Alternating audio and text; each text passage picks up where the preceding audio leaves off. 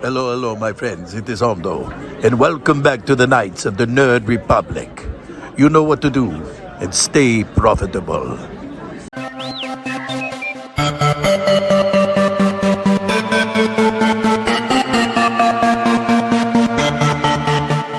The Nerd Academy podcast is released weekly at 12 p.m. Eastern Standard Time, available on our website at www.thenerdacademypodcast.com and wherever you listen to podcasts.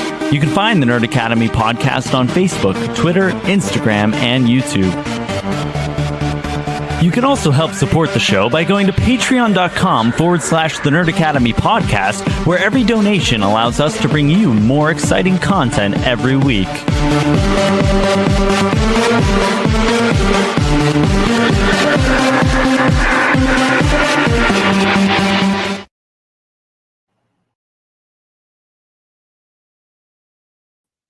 You know, I was like literally winding up to do my intro, and then I realized I didn't add myself to the StreamYard and completely took the wind out of it because I'm bad at this.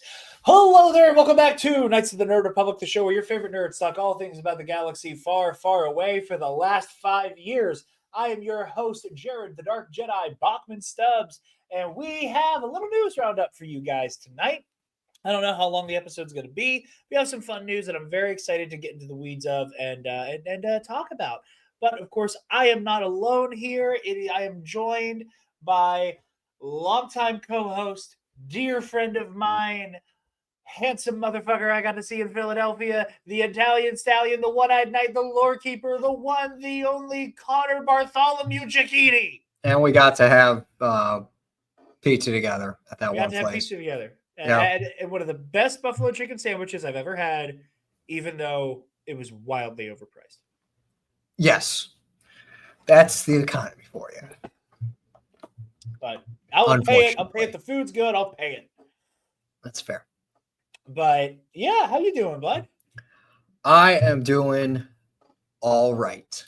Yeah, that's all I'll say. I'm doing okay. I guess the one thing I'm really struggling. Wow, I can't say words today. With right now is outside of like the online community I've sort of cultivated.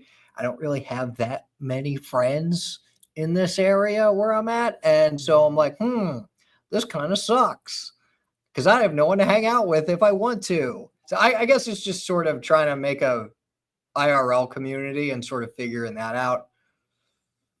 I feel that. I was the same way when I moved from Latrobe to Pittsburgh. You know, putting an hour to and an hour from between me and kind of like the main hub of people. You know, it always sucks. You know, I'm lucky that, like, you know, I've accumulated a great deal of friends who are closer to the area, and even more friends who used to be super local are now in the city or, like, you know, just outside of it in a reasonable way. But yeah, man, I feel that so fucking hard. Just move to Pittsburgh. There's lots of museums in Pittsburgh. I should, yeah. And I know I have a couple, and funny enough, I actually have a couple coworkers from my current job who actually moved up to Pittsburgh. Oh, really? So, yeah. Hell yeah. I love that. Well, welcome to the Steel City, friends of Connor. But Connor, whenever you do decide to go on a night on the town with your newfound friends up in your neck of the woods, or hopefully a lady friend, I don't know. Or hopefully a lady friend. You know, it would be a great way to break the ice. What would be a great way to break the ice, Jared? Tell me. Well, Connor, the best way to break the ice with some new friends would be over some Sunday's Bloody Mary. You guys know the drill. Sunday's Bloody Mary has the most badass Bloody Mary accoutrement in the galaxy with their 3-time award-winning spicy Caesar mix, as well as their mild and traditional mixes if the spice ain't for you. This former bartender swears by only one Bloody Mary mix, and it is Sundays. I find most Bloody Mary mixes to be lacking in flavor and kind of dreadful, but Sundays is the only mix that can surpass a from-scratch Bloody Mary, and I will stand on that until the very end. If you guys would like to shake up and change your Bloody Mary game for the rest of your days, go to sundaysbloodymary.com/shop and use the code TEENAP at checkout to get 10% off your order and help out your favorite nerds while you do it. But Connor, as I've said before on the show, as the Star Wars streaming era begins to draw to a close, we've all heard the talk that, after Ahsoka season 2, we're going to be moving back to more traditional movie stuff, and that, streaming and television will be the home of animation, and live action stuff will basically begin to retransition back onto the big screen. Which I'm okay with. Which I am okay with as well. It's just, it feels like the end of an era. But the return to one that is, that I am a little nostalgic for. I've talked about this before, that like I don't think I've ever really felt nostalgia for Star Wars movies or Star Wars the story, like when the Phantom Menace came back recently, or Revenge of the Sith came back to theaters recently. I wasn't necessarily nostalgic about the movie. I was nostalgic about the things around the films. Like this most recent episode of Bombad Cast, go check that out. I was so excited to be the guest for that. Where we were talking about like the marketing leading up to Revenge of the Sith, and the toys, and the tie-in advertisements with Burger King and M&Ms and whatnot, and how exciting that whole era was, and how vividly I do remember it to this day. We also made an insane discovery where we found Dave Filoni cosplaying as Plo Koon being interviewed by G4. That's wild. Did you not see? Did you watch Bomb? Did you not see that on Bombad last night? I did not. No, I was pretty dead. I was pretty tired, so I went to bed. No. That's fine. I wasn't sure. I didn't want to like beat a dead horse if you had seen it. So yeah. So G4 did this thing. This segment G4 where they said a G4 mention again is just also wild. Yeah. G4, the mixed bag that it is. Because it's like because again, it's the double-edged sword of G4 is that like it is one of the granddaddies of like nerd punditry, for good and ill. Like it's also very much a product of the 2000s. So like the sense of humor is incredibly problematic, and a lot of it is aged like milk to varying degrees. There's aged like milk of this person probably would not make that joke today, as they understand that it's repulsive and unfunny, all the way up to stuff that's like, wow, this is like deeply offensive, kind of even by 2000 standards. And all your mileage will vary on that. But they did this segment where they sent this guy whose whole bit was he's drunk Darth Vader. It was just this guy just wearing a Darth Vader helmet and a cape who is like fucked up, like doing man on the street interviews. And he was at the ArcLight Theater, and what was funny was he in part of it he's interviewing a guy dressed as Plo Koon and a guy dressed as Kit Fisto. They're together. It's Kit Fisto and Plo Koon. And Scotty, he beat me to it. I was so mad that he said it before I could. Scotty goes, "What if that's Dave Filoni?" And I was like, well, it very well could be, because we do know that Dave is on the record as saying he attended a Revenge of the Sith premiere dressed as Plo Koon in a costume he made at home. Okay.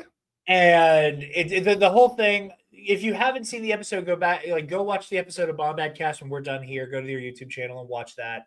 And I don't know if it'll be out yet or not, but I know Scotty said he wants to upload that as its own video.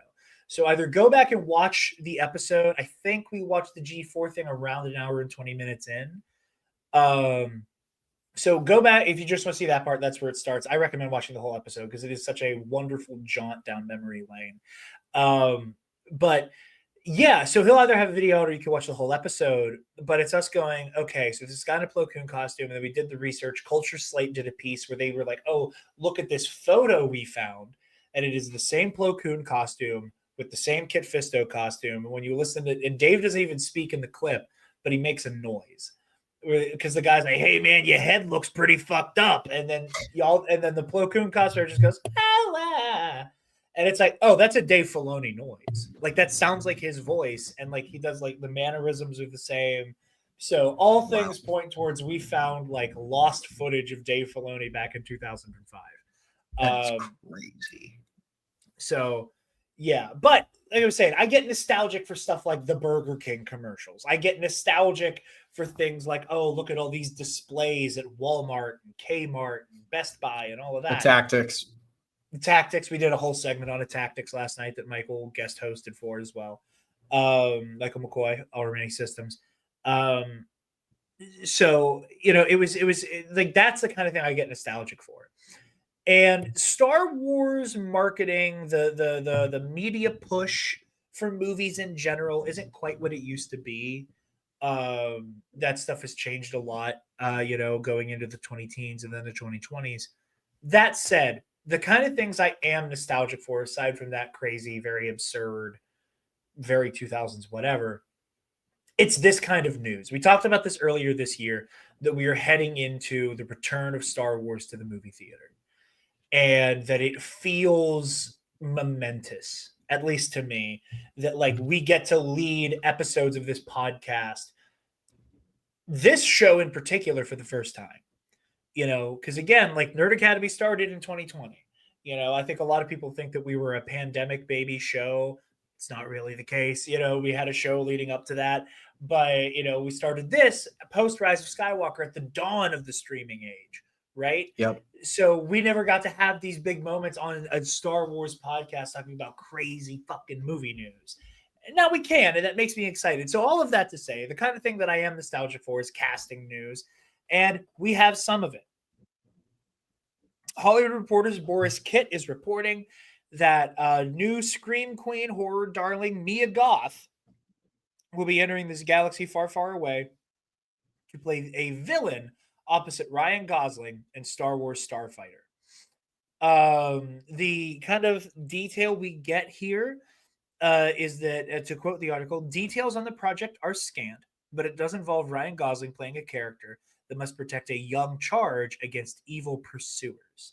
The other rumor we heard floating around is that it's like a family member, like a nephew or something, that Ryan Gosling has to act as guardian for against these quote-unquote evil pursuers. This is also the role that Mikey Madsen, recent Oscar winner for Anora, turned down earlier this year. So, yeah, this is really exciting. I don't want to go so far as to say as I have mixed opinions on this. I've not seen the Pearl trilogy yet. I know that's Me on the neither. list for. I know it's on the list for Taylor and I this coming Halloween. Because she and I will be like, oh, we want to see this horror movie, this horror movie, this horror movie in the theater, and then we don't get a chance to see it. So we're like, okay, we're just going to wait until October. We'll wait until mid-September, October to start watching all our horror movies that we want to catch up on. So that'll probably be this year when we see it. But I've seen a lot of clips from it, and she seems like a hell of an actor already, so this is really exciting. Just to have somebody this talented, who has this much star power, who's already kind of become a cult classic actor, who he's in this very niche like horror trilogy that people have kind of glommed onto her as an up and coming performer.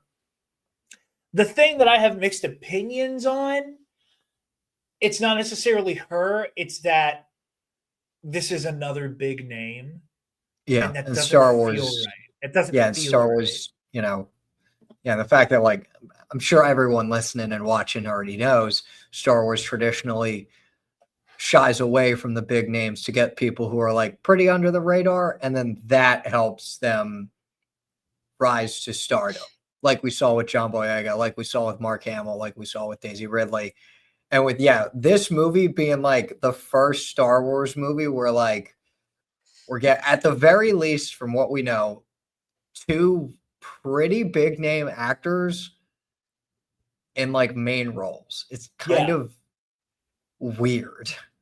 It feels kind of foreign, the prequels were a little bit of a departure from that, where like for the most part, let's look at the OT, like core trio, Mark Hamill, who more on him in a minute, Mark Hamill, Carrie Fisher, Harrison Ford. Relative unknown, known because of parentage, but hasn't done a whole lot of work quite yet, and like moderately popular character actor. And then, and then you have these supporting roles that went to bigger name actors like Peter Cushing and Alec Guinness. Original, and then again, you had people who were known entities, who were popular, who filled out these supporting roles. Billy D. Williams, stuff like that. Ian McDermott, who plays the Emperor the whole time, obviously, again, a bit of an unknown character actor. Jump to the prequels, now we start to get this this in between realm where Ewan McGregor, much like Mia Goth, much like Mikey Madison, they're kind of these indie darlings. Ewan McGregor, he's coming off of Train Spotting, and now he's young Alec Guinness. Liam Neeson, pretty serious character actor. I don't know if I don't, obviously I wasn't around. I don't know if you could have said that he was A-list in 98 and 99, but pretty established character actor. But then we have Natalie Portman come in, who did a little bit, still up and comer. Hayden Christensen had done a little bit of work, but wasn't huge. It was a lot of people. It was this, I think they took it a step up in terms of you've been working and have done more things, but you're still in that relative, fresh face category. Yep. The sequel trilogy becomes even more of a hybrid of that, where John Boyega and Oscar Isaac and Adam Driver, all three of them had recently been in pretty, critically acclaimed pictures. I know Driver and Isaac were in oh goddamn, they were in I think it was Joaquin Phoenix and Justin Timberlake. They were in a movie with him. Can you still hear me, by the way? Yes. Okay. The voice meter potato thing went apeshit for a second. Oh wow. So they had been in something relatively recently, and then obviously John Boyega was in Attack the Block, which had a lot of good press going into it. But Daisy Ridley, complete unknown. Gwendolyn Christie, huge on Game of Thrones. That's it. That's the apex of Game of Thrones power at that point, right? Oh yeah. So it's this interesting hybrid of that has kind of been oopsie. Okay, I'm still here. I clicked on a different StreamYard tab by accident. I thought I left. I keep interrupting myself with technical issues. But Gwendolyn Christie, so she's getting pretty big. It's all of these things that we still have that core to it. Then you look at Rogue One, Diego Luna, not super well known. Riz Ahmed, kind of well known. Felicity Jones.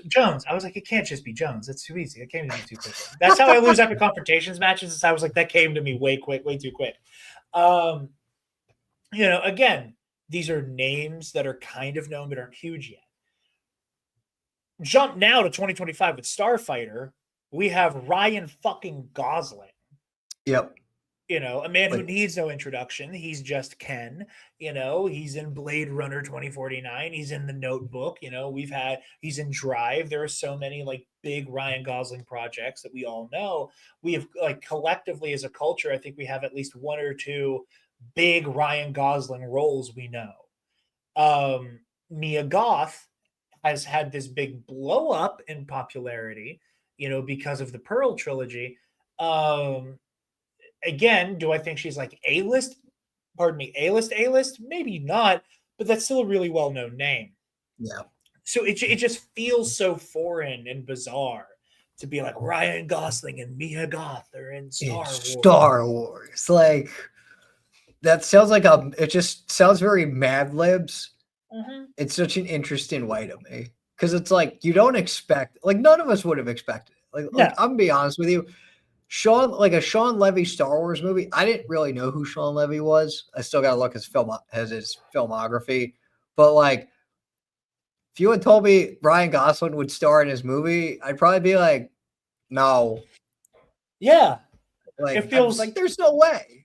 So I remember when the news broke and it was Ryan Gosling, circling a Star Wars project, and I was like, okay, sure. We talked about it. I was like, we'll see if this is anything. This feels kind of out of nowhere. Ryan Gosling in a Star Wars project, before it got officially announced, felt like very 2014 clickbait. Yes. Like it would be that is the print version of that episode of that really terrible but hilarious episode 7 fan made poster where like Adam Driver's a Mandalorian. Yeah. Oh man, those are God. the days. Those are the days. I miss those days to a I do certain too. extent. I do too. Yeah, nobody puts in effort to like poorly made fan posters. Now it's just AI slop where like Luke Skywalker has 8 fingers on each hand. It's terrible. But yeah, like I said, time will tell. I'm very interested by this. Like, I can't even say I don't even think I can call this a plot synopsis. Just this like plot crumb, Yeah. of like playing a character that must protect a young charge against evil pursuers. Again, like we know the title Starfighter.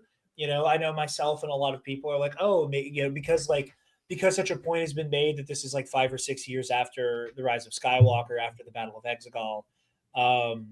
There's this whole idea that like, oh, maybe Ryan Gosling served on Exegol. And maybe whoever he's playing was somebody who was there in the Citizens Fleet. And that's why Starfighter, like it's. I was there, Gandalf, 3,000 years ago. And I was like, maybe that's the case. The whole young charge thing. Time will tell. I don't necessarily know if I need another Star Wars story about a grizzled veteran taking care of a small child.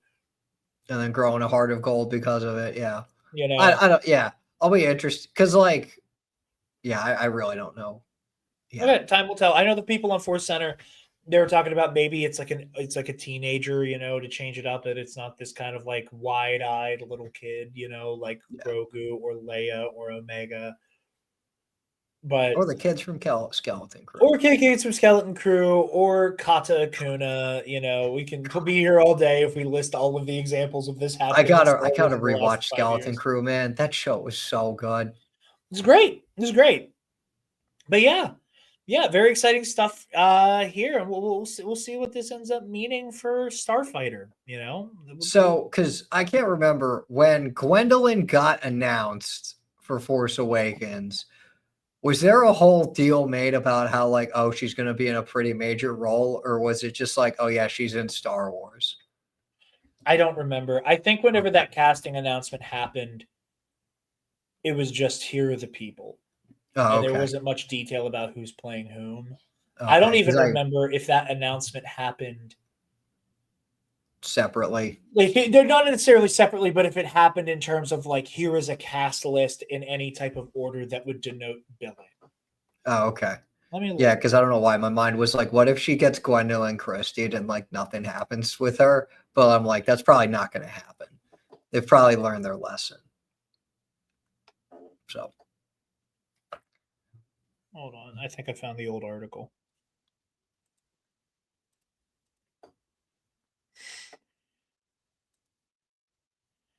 Yeah, so here is an article from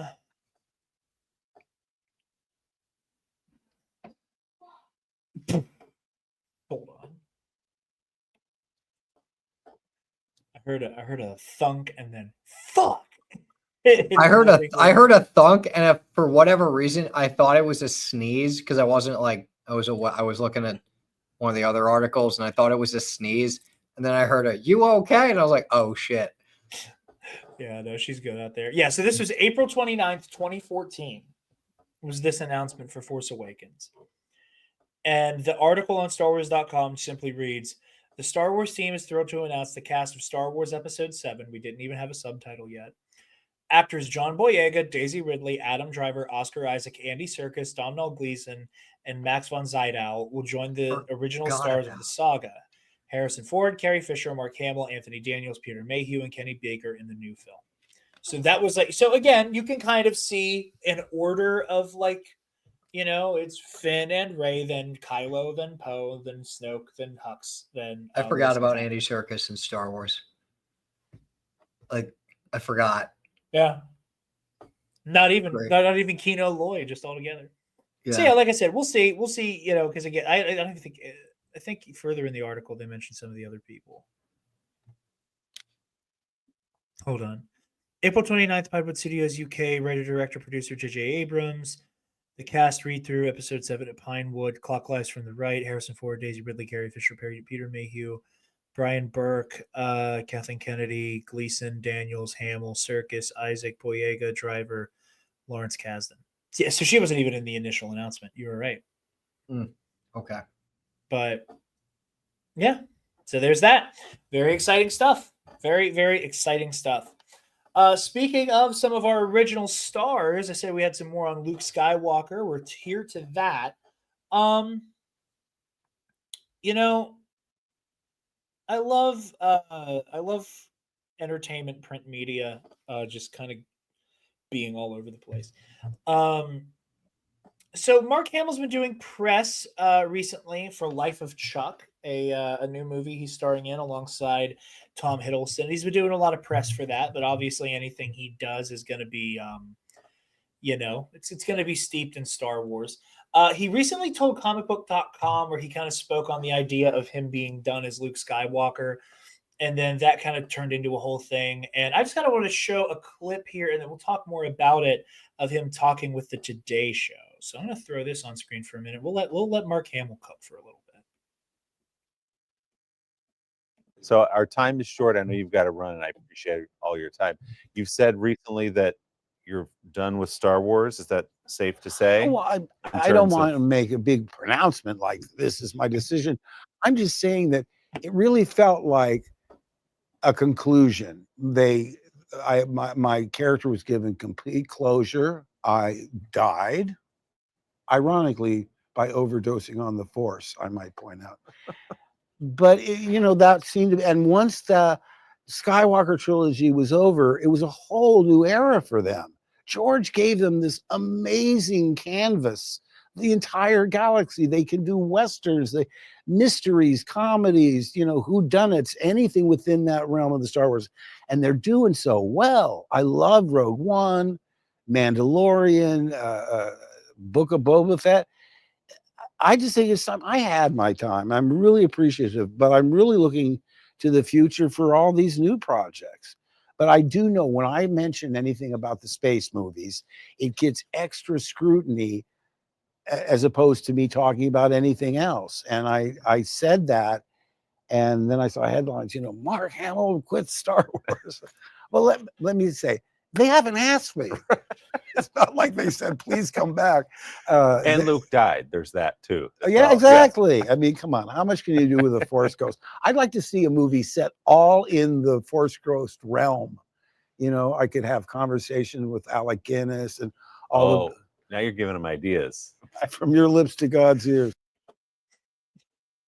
He's so funny. I love listening to Mark speak. Mark, there's a thing called the Netherworld of the Force, and there was a thing in the unreleased Duel of the Fates script called the Astral Plane. So, just saying, Mark, maybe something happens. I don't fucking know. I'm just saying. Well, here's my thing with this. The whole here's my take on that. I think that I don't think anybody's expecting anything new from Luke Skywalker. Oh no. I would even go so far as to say that what we've seen of Luke in the Mandoverse and the Grogu saga and Disney Plus, whatever the fuck you want to call it, that what we've gotten from Luke, while being really fun and exciting, and I love it, it's also nothing fundamentally new. It is Luke doing shit we all kind of knew Luke was doing, reestablishing the Jedi Order, putting things back together, being a hero. We've not gotten any major revelations from Luke, and that said, that also comes with the caveat of the whole they've not asked me back. Which again, I don't think is meant to be taken anyway other than nobody's asked me about doing anything as Luke Skywalker because I look the way I am. I've aged gracefully to 78 and Luke became one with the Force. And I don't know how much room there is for him to do Force Ghost stuff. That said, And I'm glad the way he cleared that up. That's not him saying, I'm never playing Luke Skywalker again.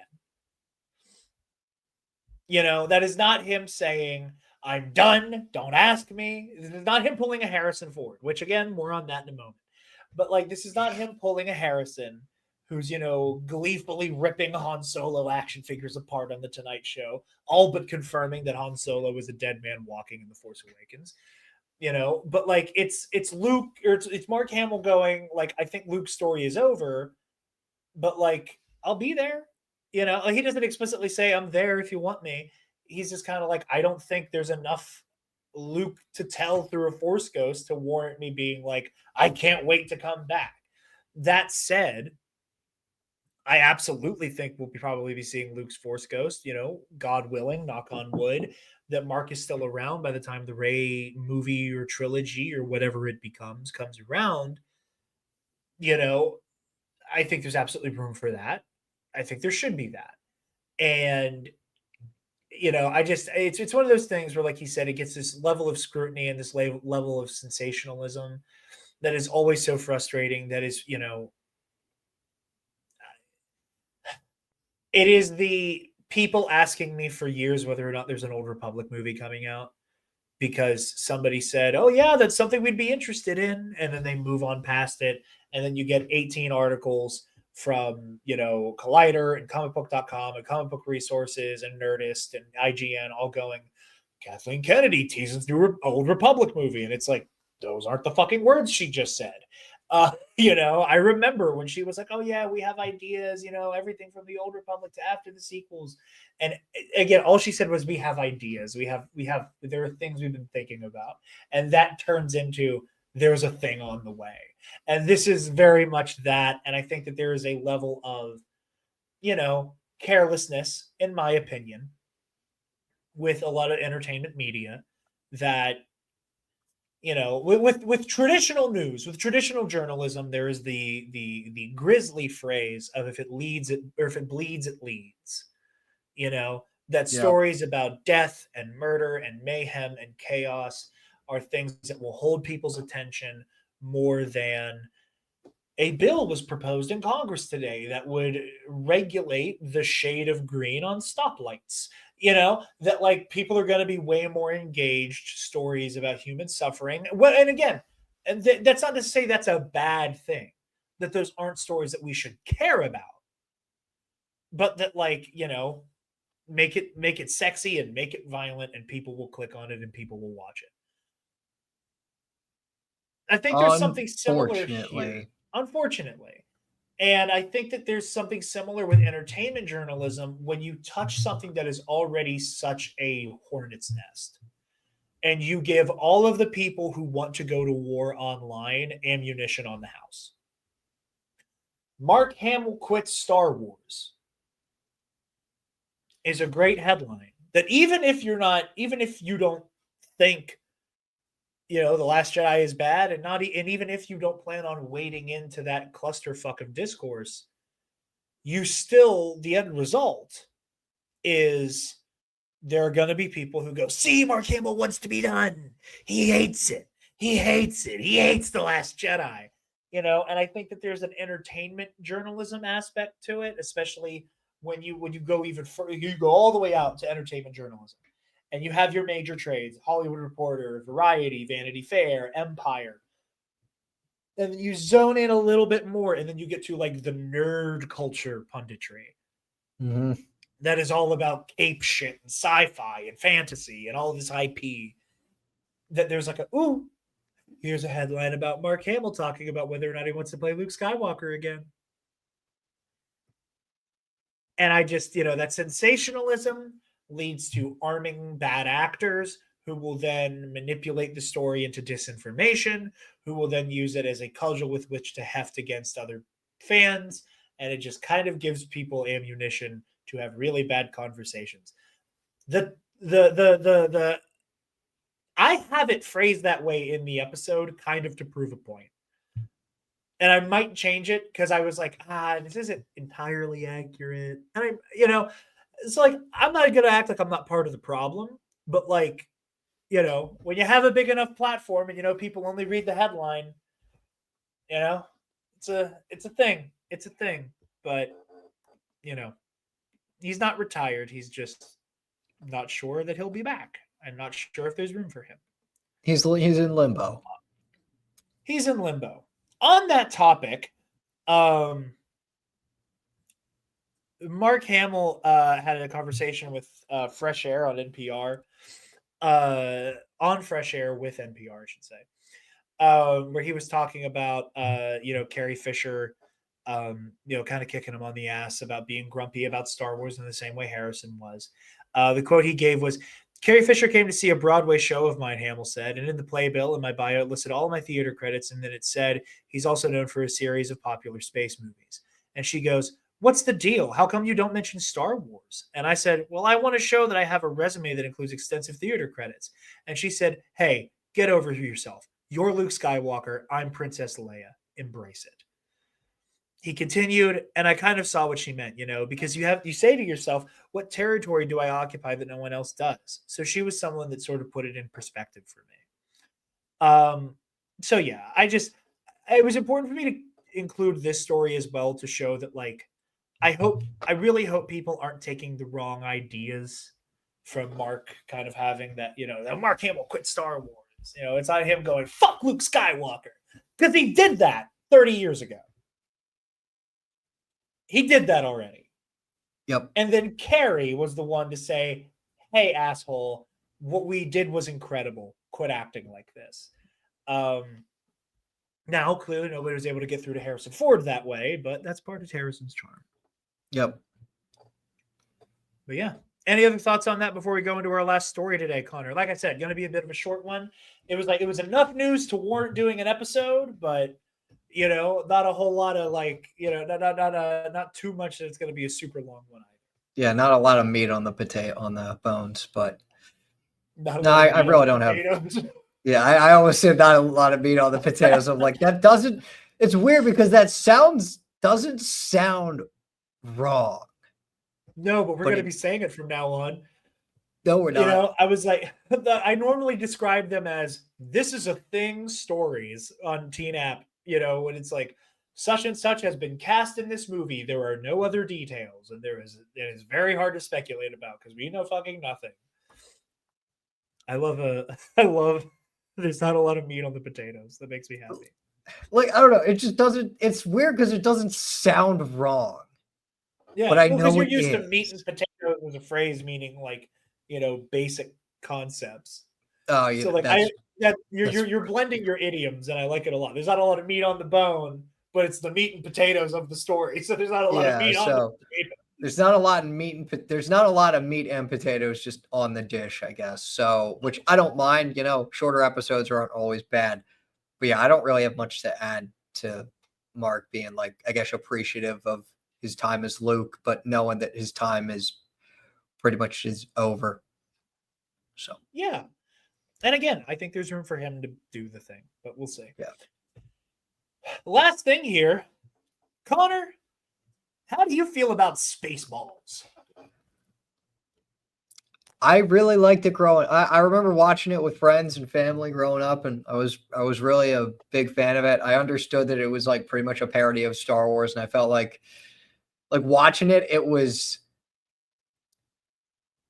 what's the word? I want to say it was a playful dig at it, but like it wasn't like on the awful level of like The People versus George Lucas or anything, or like the sort of that really wave of prequel hate that came out after they came out, and like all the parodies that were like, we're just gonna kill Jar Jar Binks and that's it, or stuff like that. So yeah, I mean, I had a really thoughtful conversation with Alden Diaz and Eli from In a Galaxy last night, where we were talking about this, and I think that, for me, I liked Spaceballs because I thought what I like so much about Spaceballs is that it is not mean spirited. Like yeah, that's the word. Yeah, it's playful. It's just it jests at pulpy science fiction, space opera. It takes as many shots at it takes most of its shots at Star Wars, but it also, it has smoke for Alien, it has smoke for Star Trek.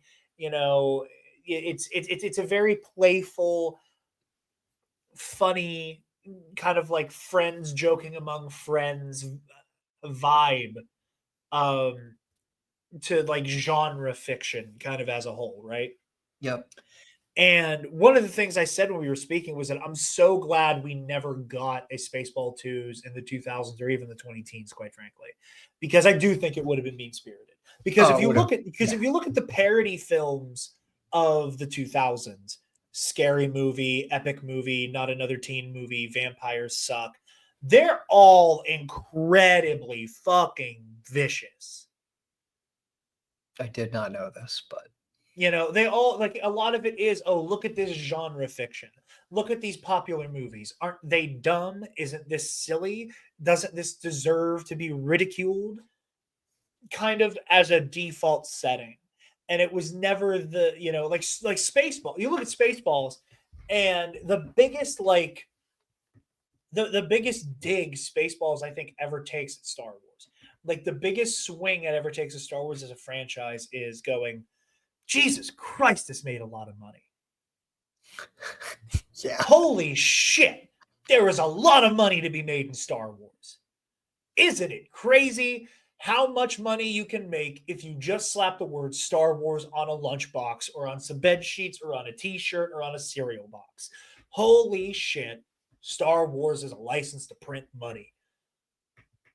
That was kind of that was the biggest, like, ribbing Spaceballs did at Star Wars. Yep. Was look at how much money this fucking made. And kind of just laughing at how absurd the merchandising was. Because Star Wars was kind of the first big movie and the first big franchise to be like, and here's the toys and the pillows and the blankets and the shirts and the hoodies and the hats and the toys and the bed sheets and the hats and the toys. And I mentioned the toys, the books, the notebooks, the pencils, the backpacks, the lunchbox, the toys, like, Yep. that, and then it was kind of like, this is crazy, man. I think that's as far as I think you could. And again, even that isn't mean spirited. No. It's just kind of laughing at how much money this shit made, bro. And and it had this come out, like you just said, Connor. Had this come out in the 2000s, there would have been a 30-minute montage of the most vicious, brutal, bloodthirsty ways we could kill Jar Jar Binks. Yep. Because look at the things that did Star Wars parodies in the 2000s that weren't even like a straight Star Wars parody. Like, I'm about to give you such a brain blast. I'm about to unlock so many memories for you and everybody at home. Okay, you ready? Do you remember Fairly Odd Parents Abracatastrophe? I thought you were about to say, do you remember Thumb Wars? No, Thumb Wars, that bizarre catastrophe was only Empire Strikes Back, thankfully. Fairly Odd A Parents. New Hope, rather. What's the episode called? It was a TV special called Abracatastrophe. Abracatastrophe. Oh God. Let me look this up because. Well, the main thing about it is that the movie begins with Timmy Turner like living a bunch of parodies of popular movies at the time. So he does Spider-Man. I think there might be Lord of the Rings, but it opens with a recreation of the duel on Cloud City in Empire Strikes Back. And It's like Timmy as Luke Skywalker with a pink lightsaber, and Cosmo as Darth Vader with a green lightsaber, and they're fighting, and we're getting ready to do I Am Your Father. And then here comes Jar Jar Binks, who goes, "Whoa, Mr. Gonna interrupt your fight, the whoop-a-hoop." He just starts making ridiculous noises. And then Timmy Skywalker and Darth Cosmo just kind of look at each other, look at Jar Jar, look at each other again, and then kill Jar Jar. Even kids' shows. Golly. The core demographic that likes Jar Jar Binks were like, hey guys, if we're going to do a Star Wars parody, why don't we take some time to murder Jar Jar? How fun would it be to slaughter the goofy fucking frog man? Because he deigned to be silly in this Space Wizard movie.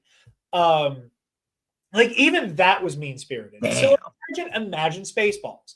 Imagine a movie that is intended for adults.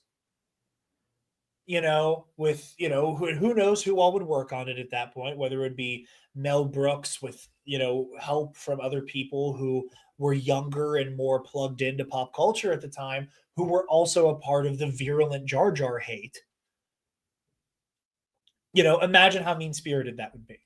Alden also brought up by the time of the 2000s, everybody was like, Luke kissed the sister. And it was like, that was an original thought.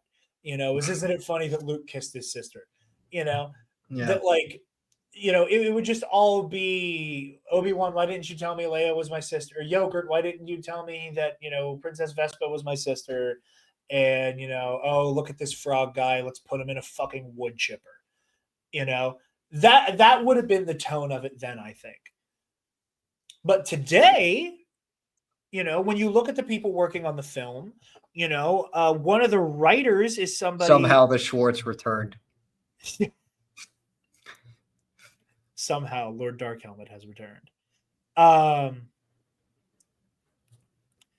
trying to find.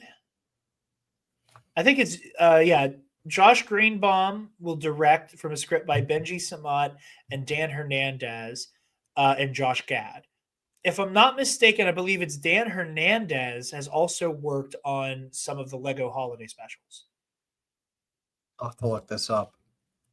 So we have people who have worked on Star Wars in some way, shape, or form, who have also done Star Wars where we take the mythic and the epic and we zero it in on being kind of silly and goofy and fun with the He Lego did stuff. do he did Lego Star Wars Rebuild the Galaxy. Even better evidence. Because this guy went, Darth Jar Jar, let's do it. So I still need to watch that. I do too. But to me, this is really good news that it's not going to be a mean-spirited. There were only 2 good Star Wars movies. The third one was okay. The prequels are bad. The sequels suck, but Andor and Rogue One are okay. Yeah.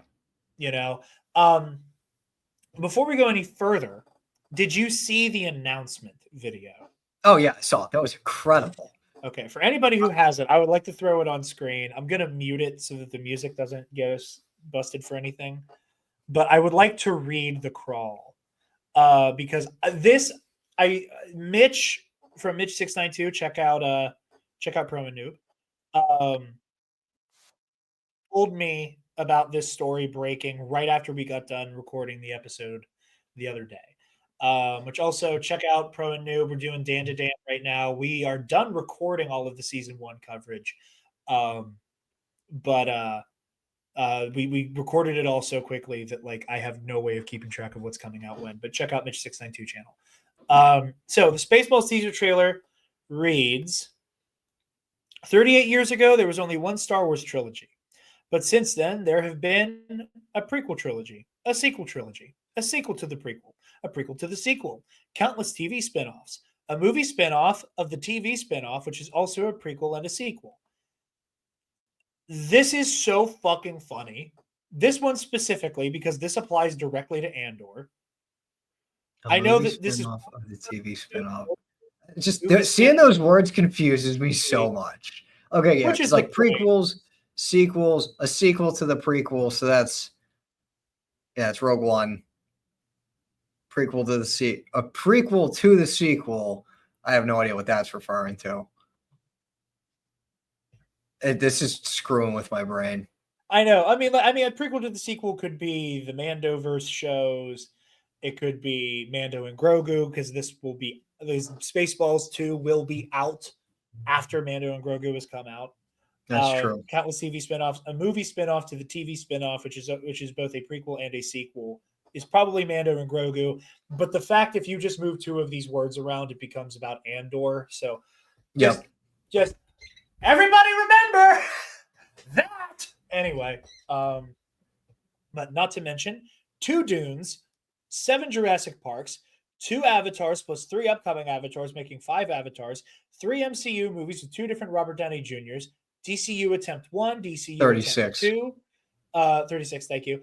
An animated Lion King, a live-action animated Lion King, a live-action animated Lion King prequel, 8 Harry Potter movies, a TV series remaking the same 8 Harry Potter movies, a whole streaming service of Star Trek, 7 Alien movies, 2 of which are also Predator movies, not to be mistaken for the 6 Predator movies that are not also Alien movies, 1 Prometheus, which is kind of an Alien movie, 4 Beetle movies, and Oppenheimer.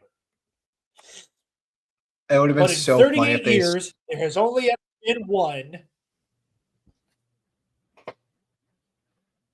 Spaceballs. It would have been really funny if they put and Barbenheimer. Yeah. But again, like I think until now, which obviously because we're talking about it, but what is really, again, Alden said this on Anytime with Ken and Alden today. He said that if Spaceballs 1 was a parody and kind of a poking fun at the, genre fiction of the 70s and 80s, that his thing is that it's like, oh, this is probably going to be like a pastiche on the legacy sequel and IP and like the IP apocalypse, right? Which I am inclined to agree with him on, and was made even more even more clear in this deadline article. That says, I'll get to the cast, but the paragraph picks up with the addition of Moranis, though is particularly striking for the actor hasn't been seen much in decades. As announced this morning, the original film's director and star Mel Brooks will also feature in the cast, once again reprising his role as Yogurt. Slated for release in theaters in 2027, the film has been described by those who have not yet read the script as a non-prequel, non-reboot sequel, part 2, but with reboot elements franchise expansion film. Like I said, I think the point here is to be like, in the same way that Star Trek and Alien and whatever else also had got the smoke in Spaceballs, I think the MCU and the DCU and Harry Potter and, all of these other franchises are going to catch a couple strays here and there. As for the cast, Bill Pullman and his son, Lewis, recently seen in Thunderbolts as the Sentry, will be joining the cast. Or Bill Pullman will be reprising his role as Lone Star, and Bill Pullman will be joining the cast as his son, Starburst. I am counting on Lewis Pullman turning to the dark side and becoming Kylo Ren. I just immediately thought Star-Lord, so that would be really funny. Yeah. Rick Moranis, like we said, is coming back to play Dark Helmet. Keke Palmer is joining the cast, according to Deadline as well. Like I said, Lewis Pullman as well. Moranis coming back, which is a big deal as well because he's been gone for so long. Released by MGM in 1987. This is from the Deadline article. The original Spaceballs is an iconic send-up of the sci-fi genre, which took inspiration from the Star Wars franchise and other classics like 2001. The plot revolves around the evil Dark Helmet and President Scroob, who attempt to steal the atmosphere from the peaceful planet of Druidia, only to be thwarted by the hero Lone Star, his sidekick Barf, and the Druish princess Vespa. Others in the cast included Joan Rivers and Dick Van Patten. I think they also said that pretty much everybody who is still alive from the original cast will be present. So I should have read this because Keke Palmer and Spaceballs just sound. That is such an interesting. I'll be very curious to see who she plays. Me too. I'm very excited for this. I think this is going to be really good, and I think it's really, really, really funny that at the same year that will be dominated by 50 years of Star Wars, including a new Star Wars movie, is also going to have to share the stage with Spaceballs. It makes me very happy. It excites me very much. But yeah, Connor, you got anything else, or is that all we got for today? Just under an hour. That's all we got. Well, thank you all so very much for tuning in. In terms of housekeeping, redacted, epic confrontations, redacted. Is that better, Eli? He doesn't see the dot on his head. Eli's just out here with a sniper or whatever. Yeah. See it? I got my green screen protecting me from any incoming fire.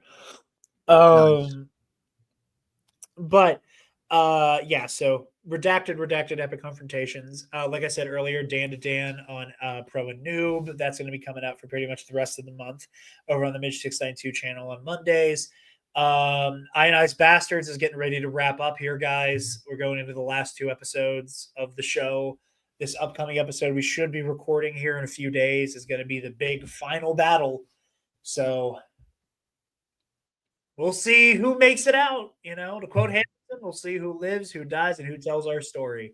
So stay tuned for the grand 2-part finale of Ionized Bastards. But other than that, I think that's all the housekeeping I have for you guys. Once Spencer is finally back home and settled in after setting up his new house and then having to go on a trip for church, we'll be able to get the Versus series on and popping with a lot of fun videos coming out there. Not just matchups, but some other cool stuff as well to make up for time missed. But yeah, I think that's all the pluggables I have from me personally, Connor. Would you like to take it away? Sure. Where can you people find me? That's a great question. I don't remember. Oh, I just got let's see, a flash flood warning in my area until 12 a.m. This is one of those times where I'm happy I live on the 4th floor of an apartment complex.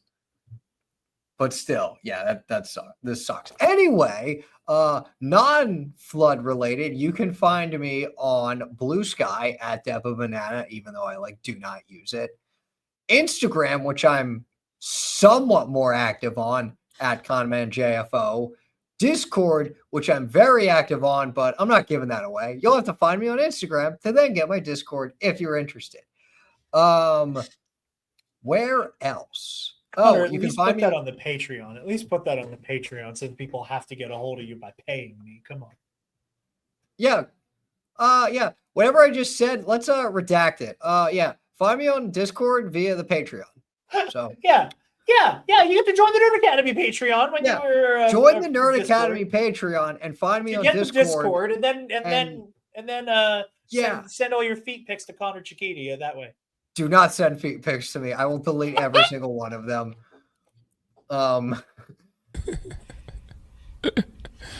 Sensational. I'm sick of being called a grifter. I'm sick. God, what a self-report. But no, he has a gigantic tattoo of Richard Nixon on his back. Did you know that? You've probably told me this before, and every time it's like, what the fuck? I love telling people that. That is insane. It's like, dude, way to miss the point. No, he worked for Nixon. I know, but still, way to just miss the point of anytime. Anyway, you can also find me at For the Republic Podcast, a love letter to Star Wars animation. I don't know when our next episode will be, but I know for a fact this summer we're going to be doing an Andor Star Wars creator roundtable. For what purpose? I guess just to talk Andor with, create Star Wars creators in this space. The only reason I'm looking forward to doing a new episode of Andor is to officially induct our newest nominee to our For the Republic podcast, Jedi Archives, who is, let's just say a nominee you wouldn't really expect, but if you watch the most recent episodes, it's not surprising. I'll just say that. There you go. Let me just say, I'll just say this. Say it quick, Connor, because we got 20 seconds before we break an hour. The whole thing of tangentially related to Star Wars, I stretch that a lot. Epic Confrontations in a Galaxy Trivia on YouTube. in Star Wars in a Galaxy on YouTube. Find all our matches there. Yep. Jarod, where? I just let it hit an hour because there was no way I'd be able to do it. Oh, I on Nerd timed it. Academy I stuff. timed that. Yeah. You motherfucker. You're dirty. You're dirty for that. Hold on. I got a clip for you. I got a clip for your ass. Maybe I do. Oh, I can't find Bruno Mars saying bitch. It's here somewhere. Oh, here we go. This bitch. Anyway, you guys can find the Nerd Academy podcast on Facebook, Instagram, Blue Sky, Threads, because it automatically posts when I make an Instagram post, I guess. And also wherever you find podcasts and here on the YouTube channel. You can also check out our website, nerdacademypodcast.com. Check out our Patreon. $5 tier gets you access to all of our Patreon exclusive content. And at the $10 tier, you get a shout out at the end of every episode. So thank you to Paco. Thank you to Brennan Marr. Thank you to Ray Clausen. We appreciate all your guys' support, helping keep the lights on here over at Team TNAP.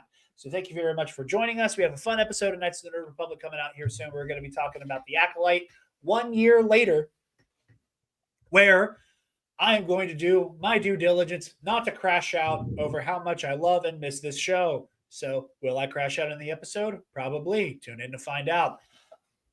Also, Super Jurassic Man Part 4 is coming this July. So hopefully we'll have coverage of all three of those movies. At the very least, Superman and Fantastic Four, and maybe Jurassic Park. So stay tuned to the main shows for that as well. But with all that said, thank you so much for tuning in. We are honored that you have joined us. And may the force be with you always. Stop! Move away from the cookie jar.